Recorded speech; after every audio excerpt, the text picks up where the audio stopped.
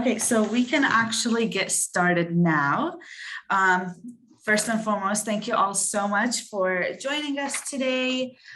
For those of you who don't know me, my name is Zainab Hamid, and I'm a development coordinator here at JA Dallas. And today I'm so excited to be here because we have an incredible panel planned out. But before we start, I do just want to say a quick thank you to our presenting sponsor, Toyota Industries Commercial Finance, for sponsoring this session and the entire Bold Girls Summit. Now, without further ado, I want to introduce Danielle Jones, who's the co-founder and CEO of Power Hands. She's also our moderator for today. Hi, everyone. Thank you so much. My name is Danielle SURRENCY Jones, and I am the CEO and co-founder of Power Hands and the president of the Power to Give Foundation. I am just honored to be joined by some incredible women who have very diverse backgrounds. We hope to touch on the subjects of building confidence to overcome, overlook, and change the way we handle invisible barriers. Yes, we all have invisible barriers, and our goal is to make them visible and handle them like the wonderful women that we are. We will discuss how to cope with our fear of being a minority, how to put yourself out there and obtain new opportunities and network, how to negotiate. That is one of the biggest assets that we can have, is making sure we overcome the fear of negotiation. And lastly, how to deal and overcome imposter syndrome. Now, without further ado, please join me in welcoming our panel for today. I first like to welcome this amazing woman who I have known since I've been in Dallas. She's just done some incredible things, Miss LEAH FRAZIER. She is the CEO of Think3 Media. Welcome, LEAH. Can you please give us some of your highlights of your career? Thank you, Danielle. Yes, my name is LEAH FRAZIER. I'm the CEO of Think3 Media. I like to think of myself as an attorney in recovery. I no longer practice, but I did go to law school, and I was licensed in 3 different areas before I started my own business. And we are a creative marketing and communications agency here in Dallas, and we work from startups all the way to having clients that are banks, pretty high profile businesses and corporations as well. And I'm just excited to be here, especially being an African-American woman in an industry where oftentimes I'm I'm the only one in the room. I feel like this is an important discussion to have. So thank you, JA Dallas and Danielle, for having me. Absolutely honored to have you. Next, Miss BETH GARVEY. She is the president and CEO of BGSF. Well, hello, everyone. Thank you. Welcome, I am so happy to be here. I love JA. I love everything about it. And this is such a very important topic for all women. And as we kind of struggle through our careers, and I can't wait to hear what everybody, the input that everybody has here today. But a little bit about myself is I have been in staffing for 23 years. We're a workforce solutions company, and people who get into staffing always get here by accident. So I have never met anybody who got here on purpose. But we are the 70th largest staffing company in the United States and the 50th largest IT staffing company in the United States. And so we are nationwide, and I have taken over as the CEO back in 2018, and it's been a wonderful journey, but lots of struggles and accomplishments and victories along the way. And I can't wait to share with everybody today. Awesome. Thank you so much, Beth. We can't wait to hear from you as well. Next, I have the pleasure of welcoming Miss Laura GORSCHE. Laura is the tax associate with YELKUR, GORSCHE, and Mangus, LLP. Yeah, hi, I'm Lauren GORSCHE, and I'm with YELKUR. It's a New York-based law firm that has an office here in Dallas. I'm a tax associate, and I primarily work with private equity clients. So I'm in a very male-dominated industry. We have 7 attorneys here in this, tax attorneys here in this Dallas office. I am the only female.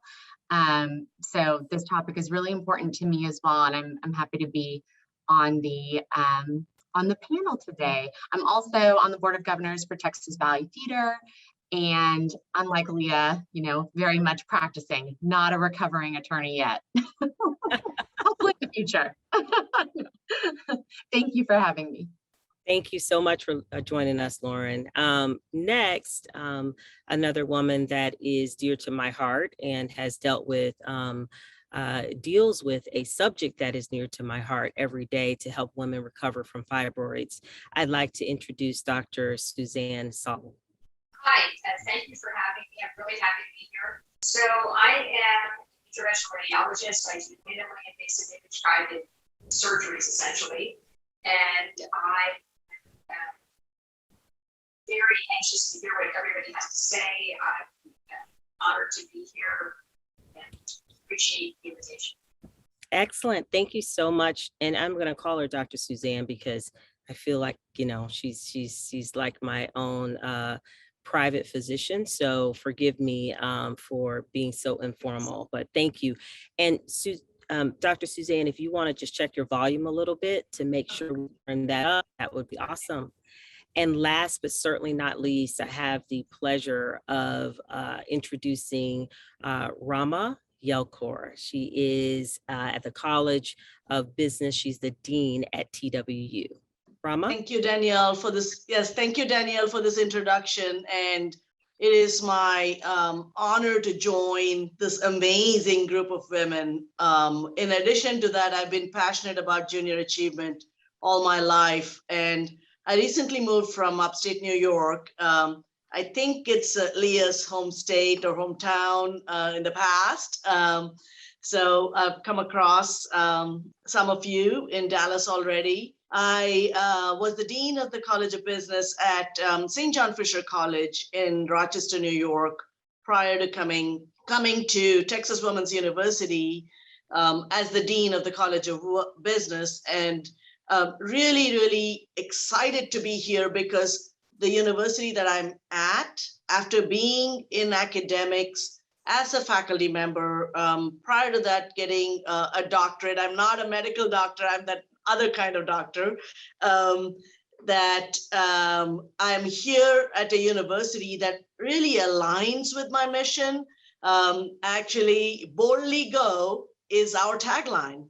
Texas Women's University, Boldly Go. You might see billboards everywhere saying Boldly Go. And it really resonates with me because our mission here is to educate a woman and empower the world. And I think it absolutely resonates with me, and resonates with me with working with junior achievement. I served on the board of junior achievement of upstate central New York for several years.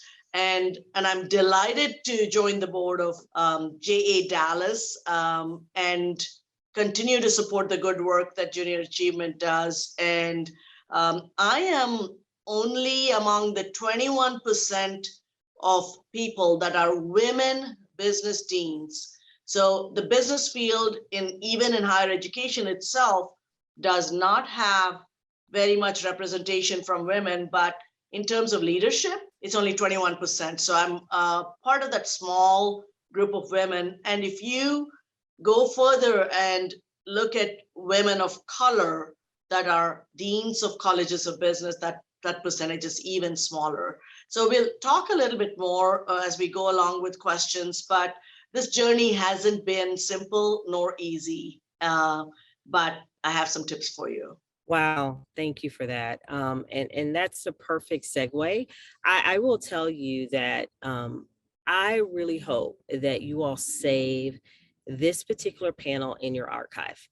The reason I want you to save this panel in your archive, because the information that you're about to hear at this age, I want you to know that these women, in the moment of transparency and vulnerability, we will tell you that some of it we just figured out, or we're still figuring it out.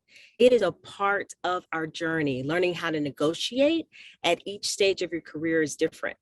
Learning how to get over imposter syndrome, and as I say, tell imposter syndrome to find another victim, is different at each stage of your career. Learning how to walk boldly in your purpose as to, and be who you are. Oh my gosh, again, it's different at each stage in your career. So I am just so proud that you're going to be able to gain some wisdom from these amazing ladies in their first, right, that they have accomplished, so that we can make sure, right, that they are not just the first, but they pave a way for others to come through, and that we help you guys understand how you can be much bolder, stronger, and more educated than we are today. That's our goal.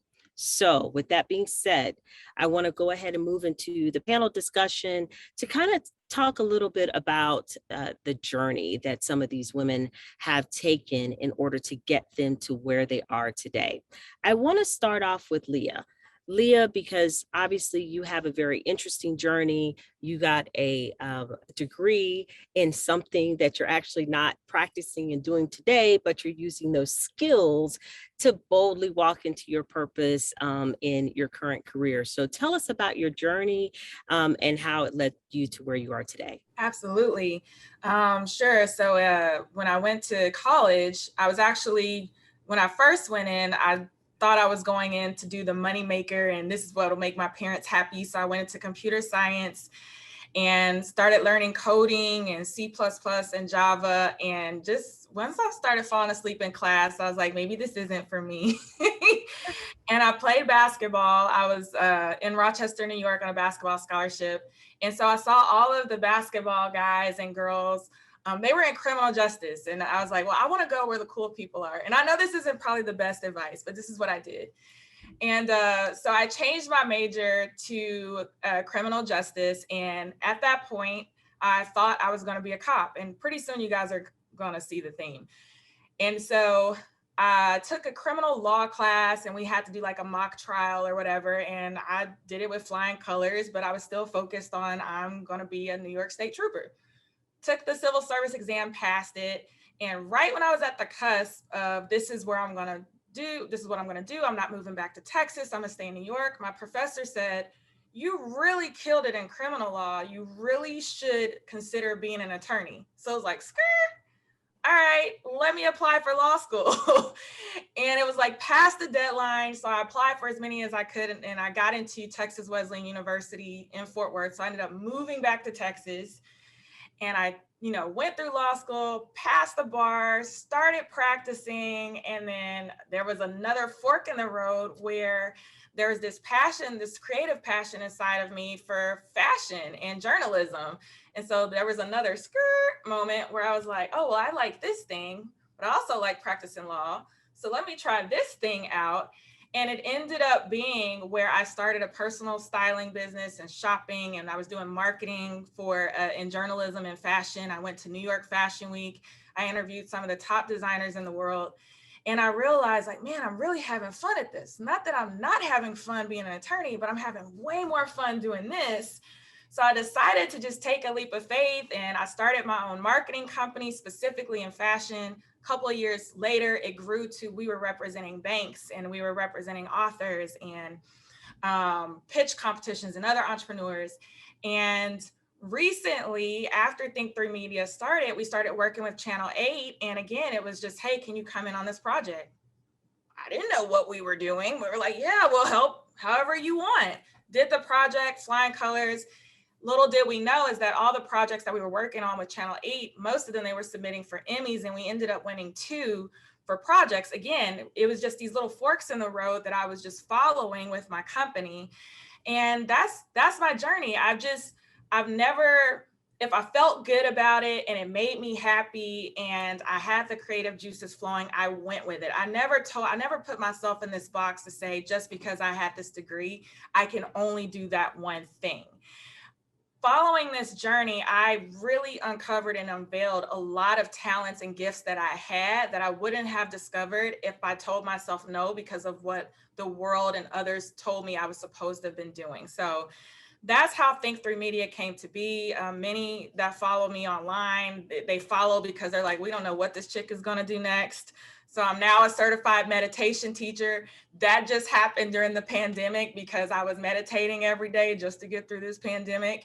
and I'll be opening a wellness studio, and I love it, and I'm gonna do both. And you all can do the same thing. So never let anybody, just because you get a degree or you're in high school and you have this one passion, don't limit yourself. Life is beautiful if you keep peeling back all the different layers of yourself to find out who you truly are and where you want to be. Wow, Leah, that was so rich. It was so rich because I often like the stories that are not traditional, where you don't take the traditional path and end up where you thought you were supposed to be. You end up in a very different path. And when I think about some of the nuggets that you gave us, one, your judgment about your career in the very beginning was completely different. Some of the things did not even make sense to you as to why you made a decision to do certain things. You really talked about the fact that you let happiness guide what you're going to do next. And I love this last, that, you know, many times we put ourselves in a box and we want to say there's only one gift that we've been given. And that's the boldness that women have. We can do so many things, right? Sometimes we have to be careful because we are so creative, we are so innovative, we are so talented, but there's a season and a time for each of those gifts to explode. So thank you for sharing that. That's the perfect example, again, of a career path that has multiplied into multiple gifts. So next, I want to quickly hear from Beth for you to share your journey. I so don't want to follow that.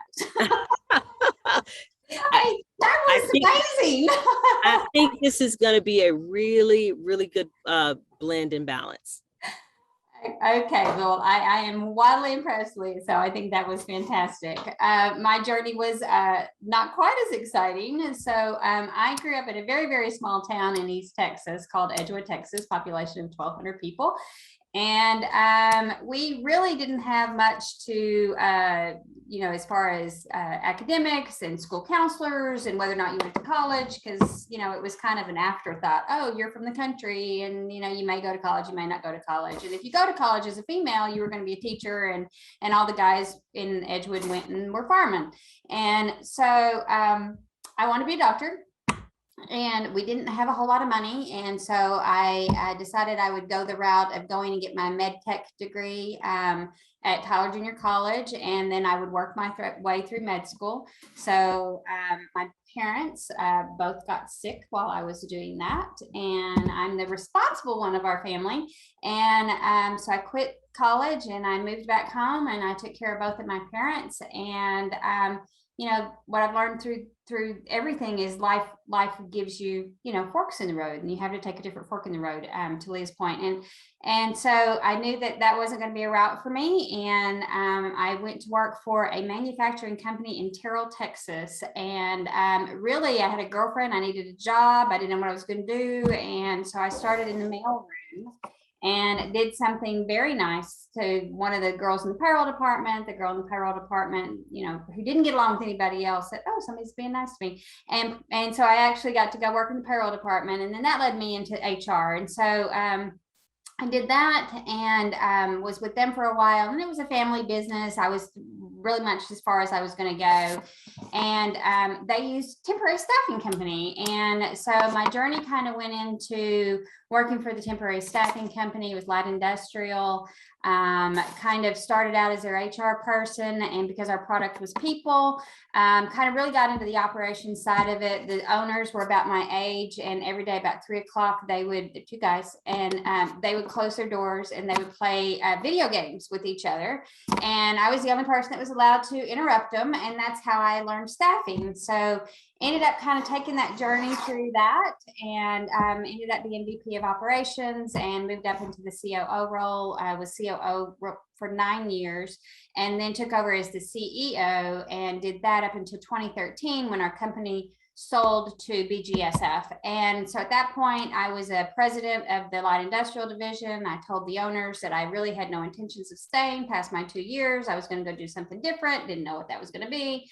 So 2 years into that, they went and bought a finance and accounting office, and they said, "Hey, do you want to do dual presidency?" And I said, "Sure, I'll go figure that out." So went and ran dual presidency, did the finance and accounting group plus the light industrial group. we kept buying companies through acquisitions, and they said, hey, do you want to be the COO of the entire group? So we had 3 divisions. We had a real estate division, which does apartment communities. And then we had the professional division, which does IT and finance and accounting. And then we had the light industrial division. So I did that for 2 years. And in 2018, the CEO decided to retire. The board of directors, we'd gone public too. That was interesting. So we had gone public, and so the board of directors came to me and said, hey, you know, we'd like to talk to you about being the CEO. I was wildly freaked out of being the CEO of a publicly traded company, and went through all kinds of things, questioning whether or not I could do that. And went ahead and said yes, because that's what I've learned, just say yes. And so 2.5 years later, we've done some really amazing things. So that's kind of how I got to where I am. I learned to say yes, and whatever roads took me to where I'm at, I learned a lesson along the way and realized that, you know, if some people know a little bit of something, that everybody started out knowing absolutely nothing at some point in their life. And so I just kept saying yes. So it's my story. Okay, I'm on a whirlwind after that. Beth, that's incredible. And so all the bold girls that are listening, know that you're going to have to deal with this the rest of your life. We're overachievers who think that we underachieve, right? Beth was afraid to go behind LEAH because she didn't think that her story could compare to LEAH. And both of them have this amazing story, just like all of these women. Beth grew up in a town with less than 2,000 people. She didn't even have a trajectory of going to college. And now she's been with a company that has done IPOs, and she's the CEO. What in the world, right? That's incredible. Thank you so much. So many lessons learned. And again, I really hope that everyone is taking notes. Next, I am going to go to, all of you are successful in your own right. And I know we don't like that word, right? Because success is a journey, and we're always chasing that journey of success. But I also know, as I have suffered in my career, and actually just talked about that in a message about courage, that we've gone through imposter syndrome. And it's real, and it's alive, and it keeps us from being our authentic self and being bold in our power. So I would like for Lauren first to tell me, first, explain in your own words what is imposter syndrome, and then tell me about a time when you went through imposter syndrome and what advice would you give to women and our bold girls about how they move past imposter syndrome. Sure. So to me, imposter syndrome is when you are actually good at something, you know what you're doing, or you're in a position, like a job that you were hired for, and people knew that you were going to be good at it, and they hired you for a reason, and yet you feel like you're a fake. You feel like you don't actually know enough to do the job. You're not very confident in yourself. You feel like you're not doing everything perfectly. You're very critical of yourself. And I have absolutely gone through that both in law school and at my job. And I think every first year attorney, LEAH, I'm sure would say this too, goes through imposter syndrome, where you walk in and you have no idea what you're doing, because law school does not, well, theoretically, prepares you. It does not prepare you at all for what you do in practice. And so you walk in day one and people are using all of these terms and jargon, and you have no idea what they're talking about, and you're hired to do this job, and you've just passed the bar, and you're like, I'm an attorney, why don't I know what's going on? So for me in law school, my 1L year, when I first started, I was really young, and I went to Northwestern Law, and they're known for having students who have had a few years of work experience first. So I was the youngest one in my law school class, and in my section by far, a lot of other people had been consultants, attorneys in other countries, and I just felt like I did not belong there. I didn't know what I was doing. I wasn't going to be able to keep up with everyone else. I just come from the University of Oklahoma. And I specifically remember in my contracts class, contracts was really, really hard for me. And here I am, a corporate attorney now. Contracts at the time I felt was really hard for me. And I felt that I wasn't getting it. And I kept going to these office hours with this professor. His name was Zev Eigen, and he was this like next level genius guy. And while you were asking him questions, he would sit at his desk and solve a Rubik's Cube without looking at it. And it was just so intimidating. And I was like, I just had no idea what I was doing. And then I ended up getting the highest score on the contracts exam, and I was his teacher's assistant. After thinking that I, knew nothing about contracts and was so terrified. And so I think just continuing to tell yourself, like, you know what you're doing, you're working hard. Nobody else knows what they're doing either. None of the other students did, even though they acted like it, they didn't, clearly. So just, reassuring yourself. And then at work, it was the same thing. My first day, I sat in on this conference call and they were throwing out UBTI, ECI, all of these words that I had no idea what they were. And I felt like I couldn't speak up and be like, I don't know what that means, because I thought it would make me look stupid. And so I just kept it to myself, and I took as many notes as I could, and I would go back and I would just Google, like, what does this stuff mean, to try to figure it out. Now that I'm more senior and I know what it means, I both try to help my first years by explaining everything step by step, but also I ask really dumb questions. Like, they're not actually dumb. No question is dumb, but I'm like the queen of asking the silly question on the conference call. Hey, can you tell me what you mean when you said this, that, the other? And I think that just took, overcoming the imposter syndrome a little bit, developing more confidence in myself to be able to ask those questions. But I'm in a much better place now that I do ask the questions, I get the answers, and I know what I'm doing. And I wish I could go back and tell my first year self, you should have just raised your hand, stayed after with the partner and asked the questions. It would have been so much easier for me at the time. And stop telling yourself you don't get it, and knocking yourself down. The last thing I would say about overcoming imposter syndrome is to become friends with colleagues that are at your same level. Because talking to them, you'll find out that everybody is nervous and scared at their first job or at their first, law school or graduate school or even just college. And it's helpful to kind of have a support group that are also saying, we also don't know what's going on, and let's work together to try to figure this out. That was really helpful. Oh, awesome. Thank you so much for that. I think you summarized it best at the end. We are all nervous and trying to figure things out at the same time.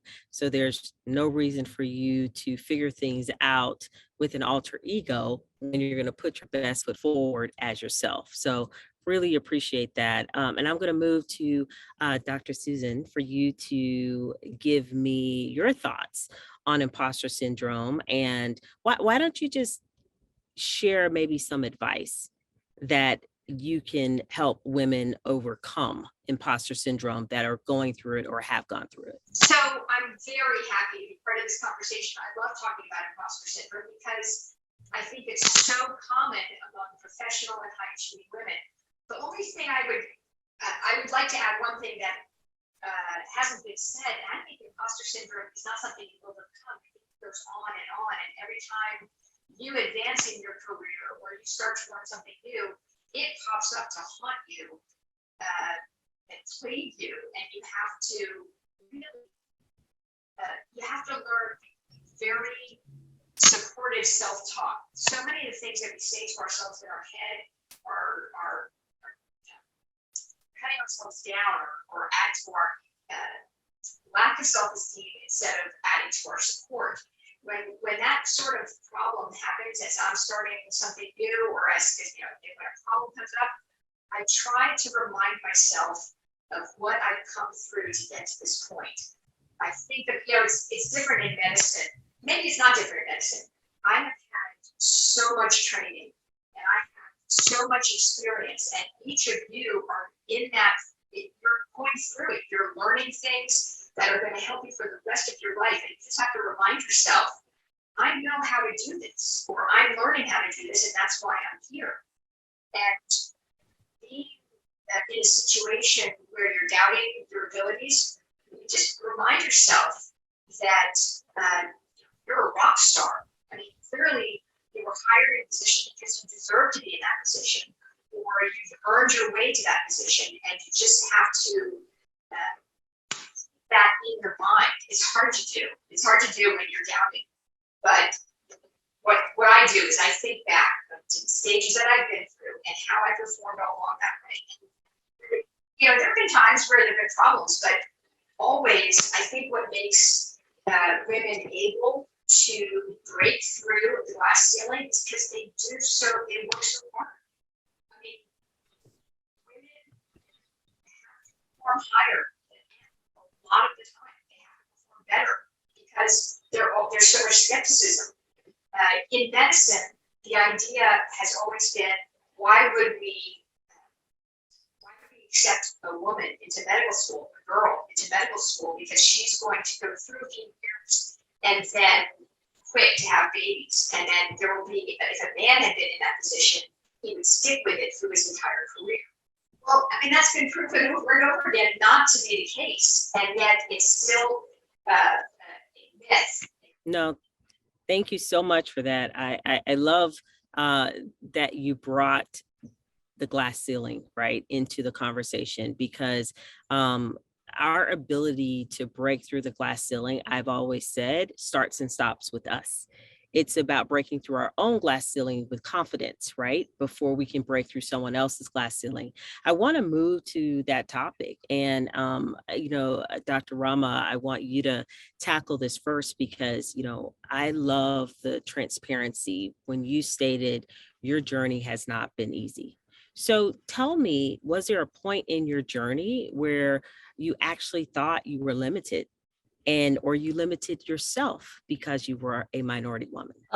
Absolutely. And I'll connect it back to imposter syndrome. And I want to say that most of the research and talk on imposter syndrome says it's internal, but organizations and people around you create the circumstance for you where sometimes women and people of minority ethnicities feel like we are frauds, that we don't belong to an organization, we don't belong here. And I have faced that. I have been in higher education as a faculty member, as an administrator, as a dean for over 30 years. And it is true when I say I'm putting my vulnerability out here in front of these young people, because it has not been easy. And it is not like women and people of minority backgrounds get someone, you walk into your workplace that first day and someone puts their arm around your shoulder and they say, let me show you around, let me show you the ropes. We do not get that kind of mentorship. It has to be sought after. We have to plan for it. As I moved along in my career, I planned for something like that.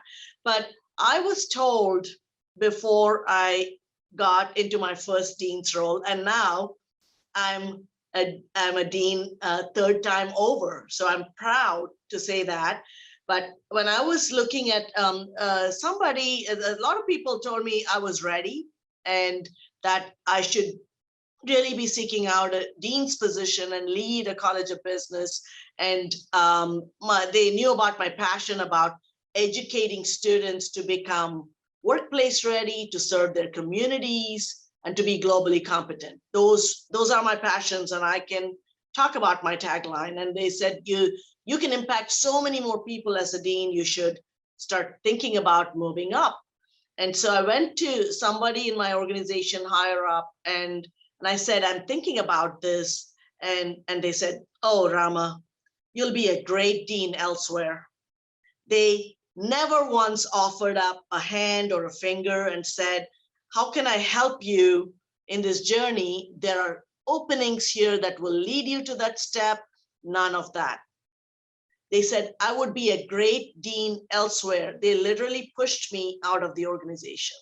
And I took that to heart. And I said, yes, I'm going to be a great dean elsewhere. And within 2 months of that statement, I was able to go back to that person and really thank them. And I said, thank you so much for your encouragement for me to look for a position and to be a dean at a great school in a different organization. And I'm here to tell you that I did get a position, and I am going to be a dean at a university that has 10,500 students, a public school, a school that's focused in Saginaw, Michigan, Saginaw Valley State University. And it's the kind of student population I want to serve. It's a kind of under-resourced students that I want to help. and become successful business leaders. So, and I can tell you more stories. Every position, it's not like the first dean job I applied, I got. Every position that I did not get, a white male got. I noticed who got it. And so I got so discouraged that I almost gave up. And I give my husband credit. He is my big support behind me, in front of me, on the side of me. And he said, Rama, I don't want you to lose your edge, he said. And he says that to me even today. The minute I seem like I'm losing my confidence, he's like, you're losing your edge, girl. You need to get that back. And you know you're good, and you know you care, and you need to go on with doing good for other people. So that's where I'm going to stop. Thank you. Rama, wow. Thank goodness for the person in your life, right, that pushed you into your greatness. And isn't it interesting, even though none of our journeys have been easy, the bumps in the road or forks in the road, we needed those to inspire us and to push us and to help us understand how courageous and brave we are, right, to walk into our authentic self. Because if we didn't have those bumps in the road and everything was just so smooth, we probably would be a little complacent and coast. But you had something to prove. You came back and showed them, I can be the dean of any school. Let me just show you. And I certainly applaud you, and I applaud your boldness, and thank you for sharing that. I want to stick to that topic a little bit and talk about being a minority, right? Being a woman in your field.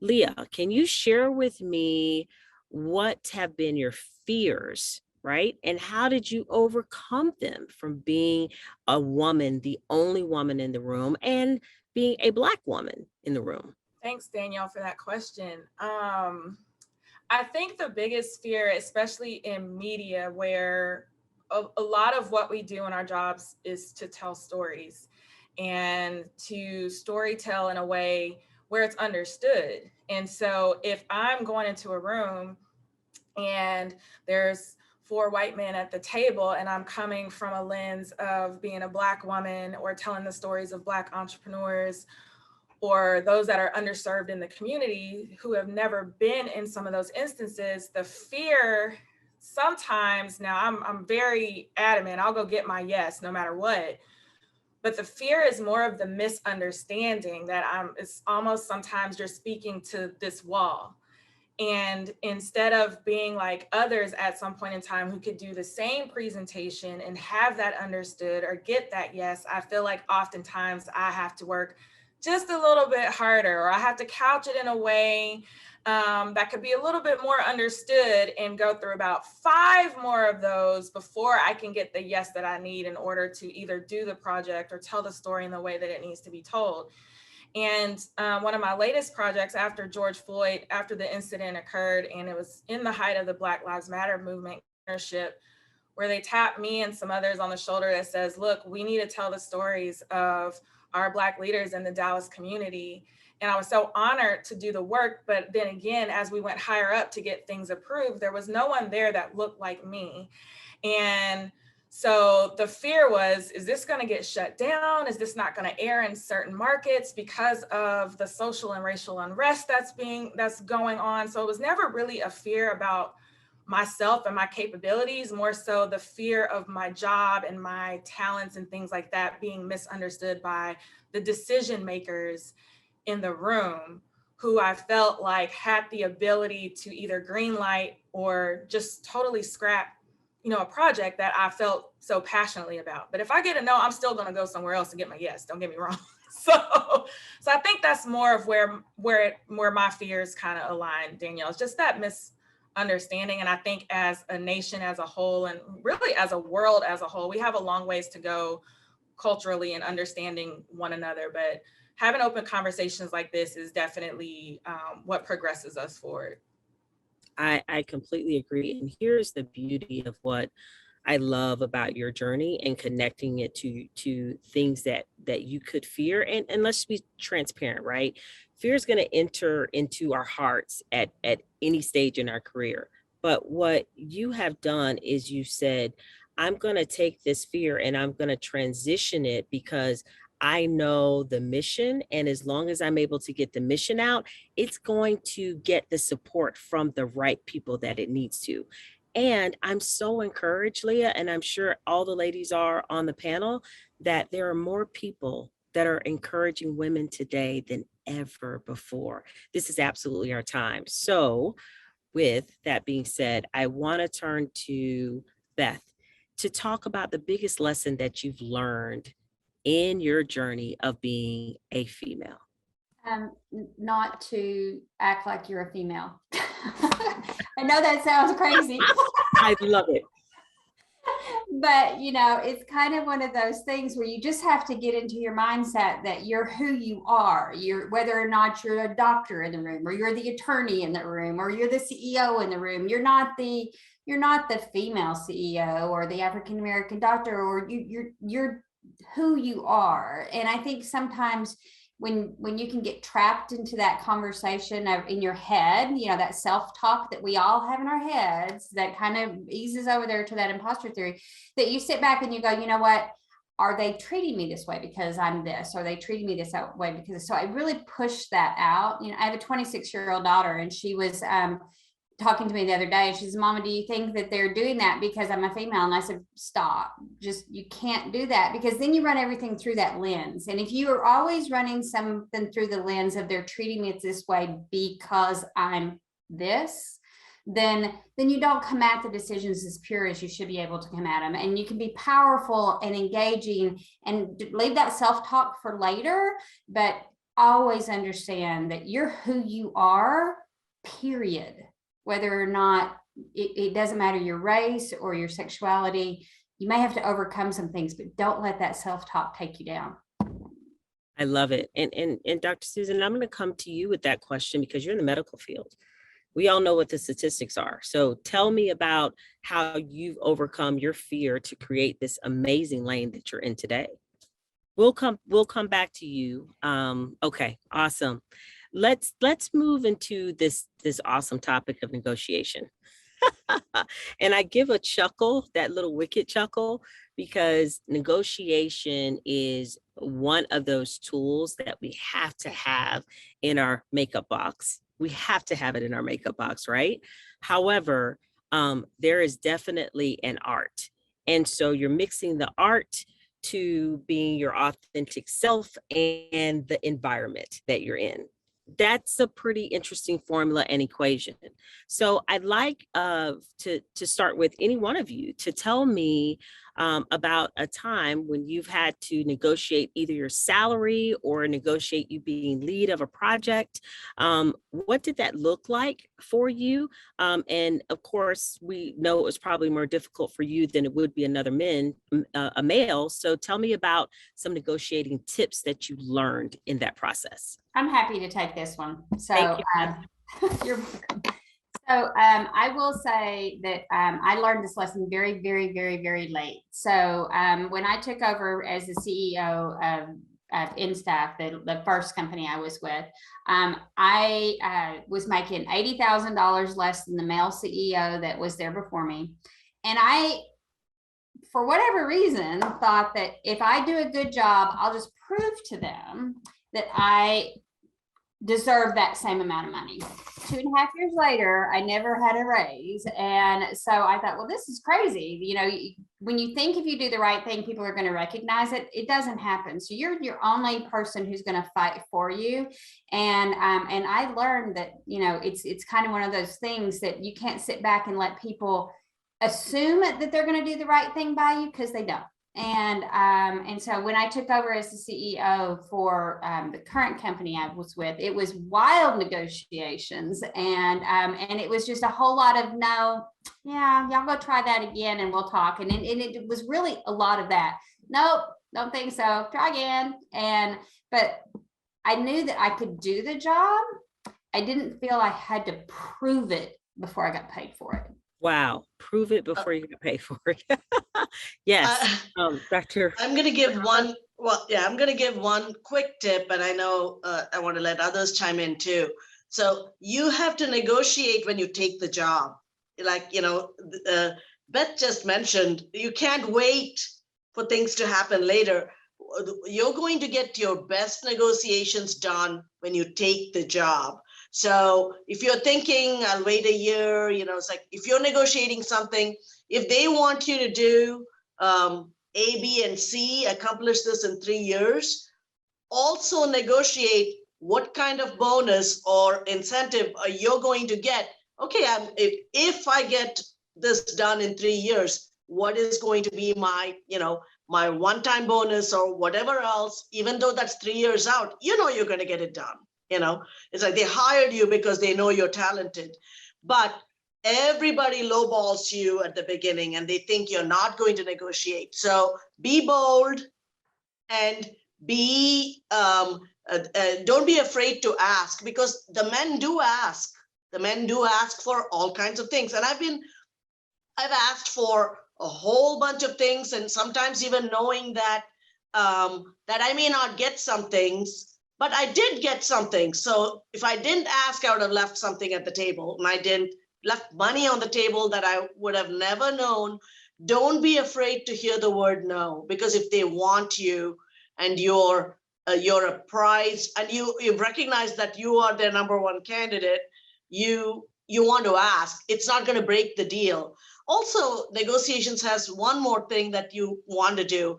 Always take something to give when you ask. It's a give and take situation. So what do you bring to the table? Well, if you do this, this is what you're going to get. So even when you're in a position and you're going to your boss to negotiate, tell them what you're going to bring to the table. It's always easier to negotiate when you have that basket.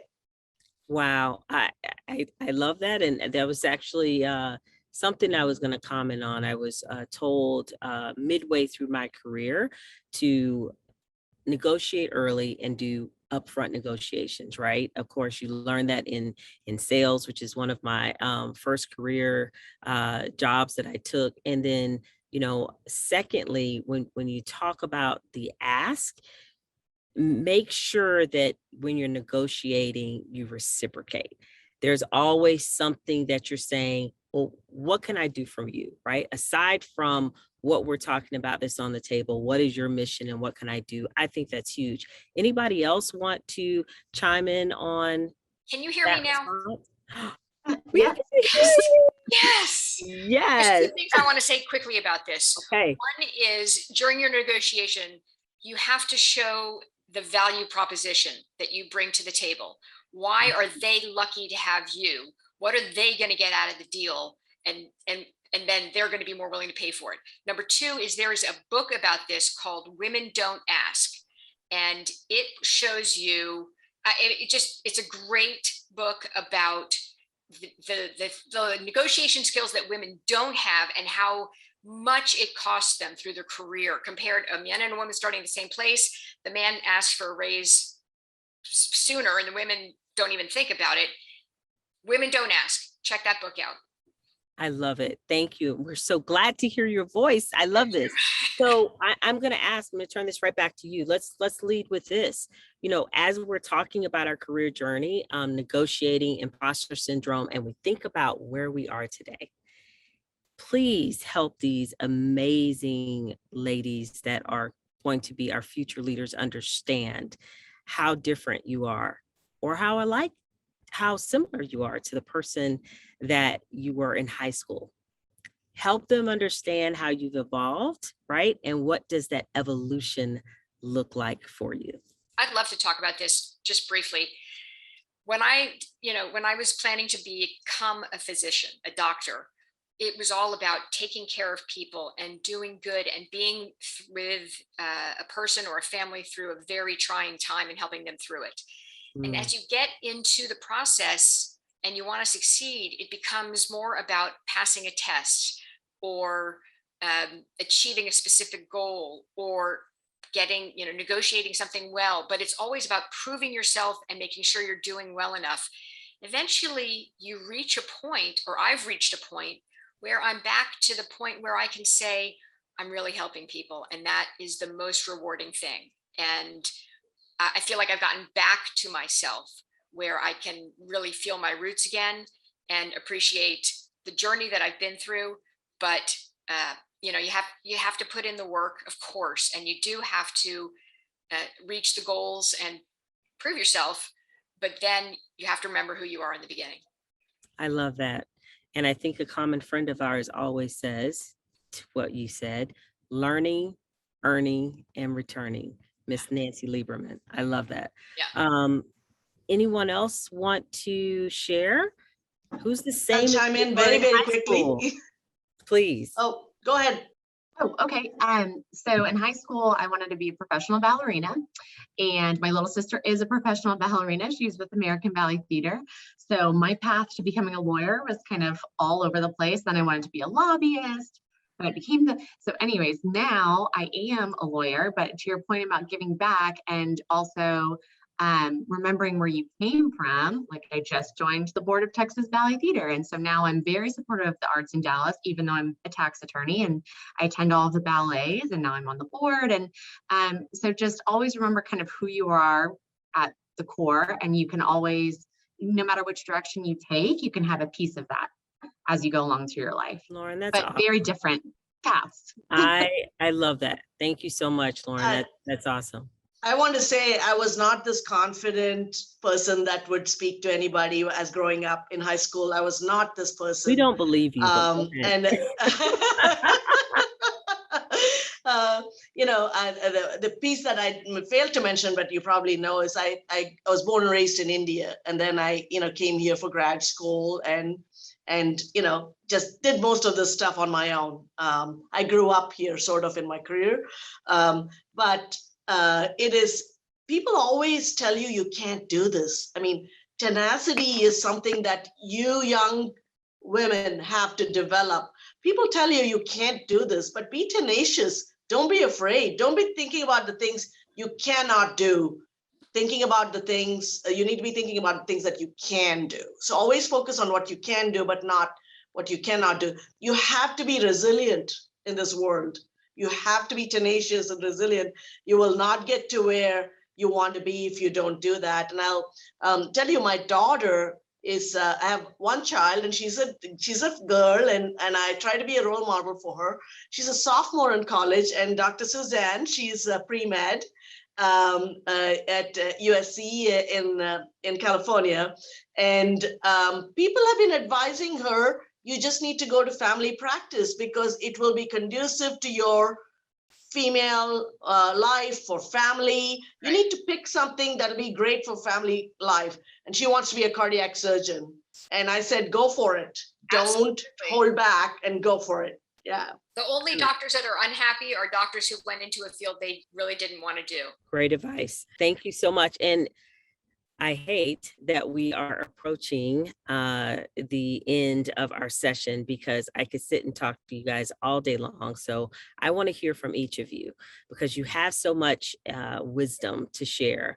If you could think of one thing, one piece of advice, right, to help these women walk boldly into their future and break whatever glass ceiling is before them, whether it's their own, whether it's one that someone else is putting before them, what is the advice that they need to have that you've learned throughout your journey? I'm going to start with you, Leah. My advice is pretty simple. I would just say to stay curious. If you keep living life with this almost like a childlike curiosity, you begin to mix and play with all these different sides of yourself until you really figure out the thing that clicks for you.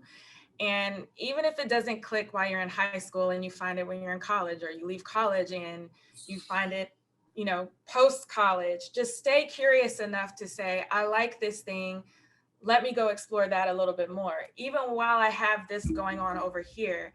And I think you'll find whatever it is that you're searching for, that, to Dr. Suzanne's point, you can have a career where you can be fulfilled and very happy. So stay curious.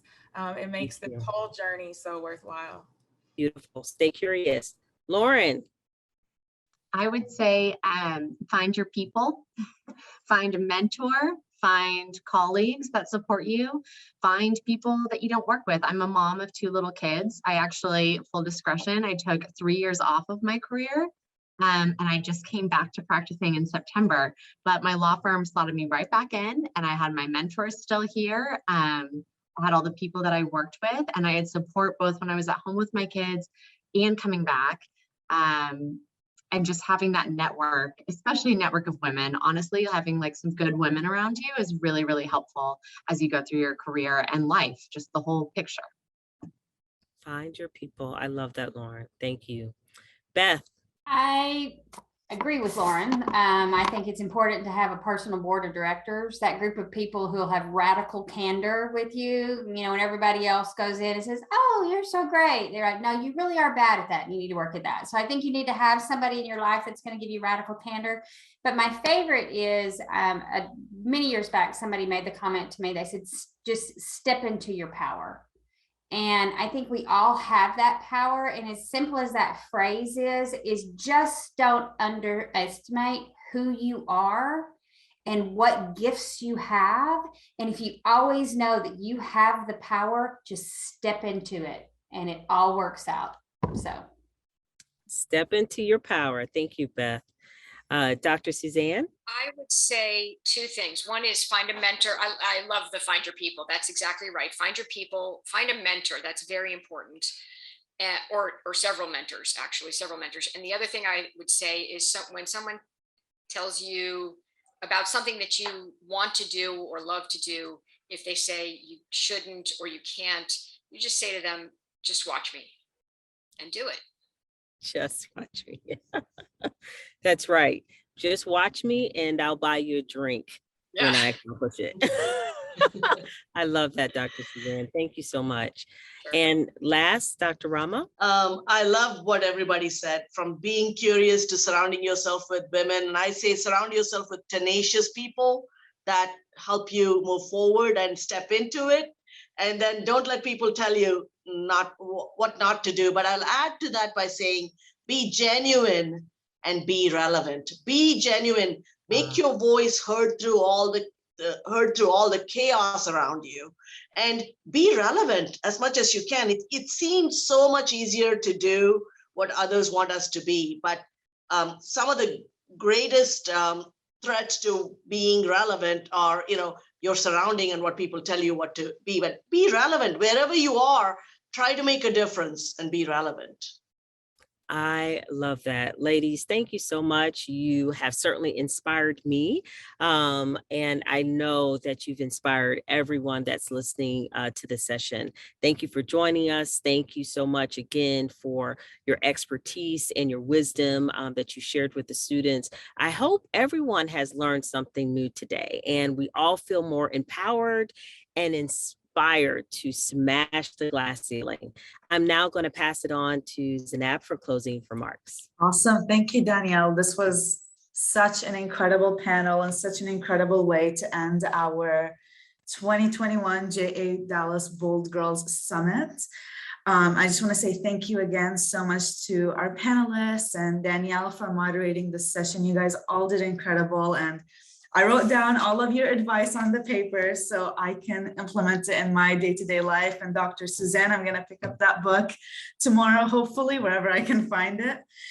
So I just want to say thank you all so much. And for the students watching, please follow us on social media for more updates and more programs that we're going to be offering. And I hope to see you all during our next year's JA Bold Girls Summit. Thank you all so much again, and have a wonderful rest of your day. Bye. Bye. Thank you. Bye.